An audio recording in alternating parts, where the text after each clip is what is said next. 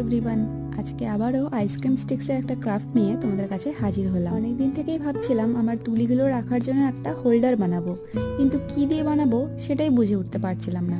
হঠাৎ মনে পড়লো আমার কাছে অনেকগুলো আইসক্রিম স্টিক্স পড়ে আছে, অমনি বসে পড়লাম জিনিসটা বানাতে। তোমরা দেখতেই পেলে প্রথমেই আমি একটা ফাঁকা বক্স নিয়ে নিয়েছিলাম।